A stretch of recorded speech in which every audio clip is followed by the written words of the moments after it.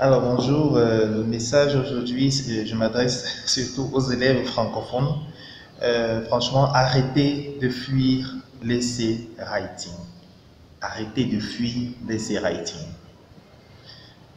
Pour comprendre pourquoi, abonne-toi si tu n'as pas encore fait, abonne-toi à Brice Point officiel pour recevoir davantage de vidéos éducatives.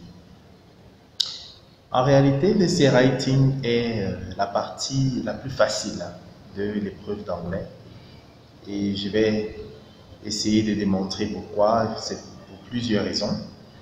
Alors, l'essai writing est déjà sur 10, comme toutes les autres parties. Avec l'essai writing, c'est vous qui décidez de ce que vous allez écrire, premièrement. De plus, en comparaison avec la grammaire, par exemple, ou si vous avez 20 questions, cela sera probablement issu de 20 chapitres différents. Vous imaginez? Alors que l'essai writing, vous choisissez un seul type d'essai. Un seul. Si vous avez choisi la narration, vous allez vous concentrer sur votre narration sur 10 points. Alors que, pour s'en sortir par exemple, sur la partie A, section A, grammar, en grammaire, vous devez parcourir au minimum 10 chapitres pour une épreuve qui est assez variée. Mais, au grand désarroi, on voit beaucoup d'apprenants qui, lorsqu'ils arrivent sur l'essai, on voit ils ont écrit juste un tout petit paragraphe ou à peine quelques lignes comme ça, comme s'ils se débarrassaient. Et voilà une des choses vraiment qui dérange. Et cela fait que très souvent, ils se retrouvent avec des sous-moyens parce qu'on ne connaît pas où miser. On va miser où c'est plus difficile.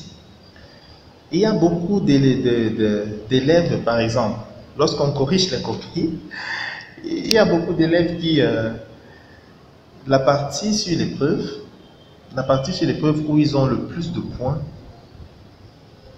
ironie du sort, c'est l'essai writing. Il va se retrouver par exemple à avoir 3 sur 10 en essai writing par rapport à ce qu'il a pu écrire. Par contre, grammar, la partie grammaire, il a eu juste 1 point sur 10. La partie vocabulaire, peut-être il a eu 0. La partie comprehension, peut-être il a eu 2. Et voilà que ce qui lui donne plus de points, c'est la partie essai writing. Lorsqu'on entend par exemple qu'un élève a eu 2 sur 20 en anglais, ça veut dire 4 sur 40. S'il a fait l'essai writing sur les 4 là, une chose est sûre, l'essai writing lui aura donné plus du quart. S'il a pris la peine d'écrire, il aura eu plus du quart de la note finale grâce à l'essai writing. Donc, chers apprenants, arrêtez de fuir l'essai writing. C'est plutôt le secret. C'est là où les élèves qui ont les grandes notes puisent leurs points.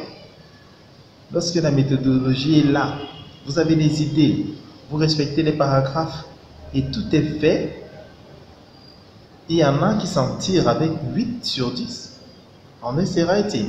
Mais en grammaire, par exemple, ils ont eu peut-être 3, vocabulaire peut-être 4, et là ça fait déjà 7.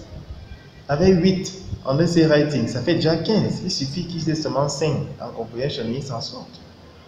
Donc, chers apprenants francophones, arrêtez de fuir l'essai writing et abonnez-vous sur Brice Wallon officiel pour plus de vidéos éducatives. Allez, ciao ciao.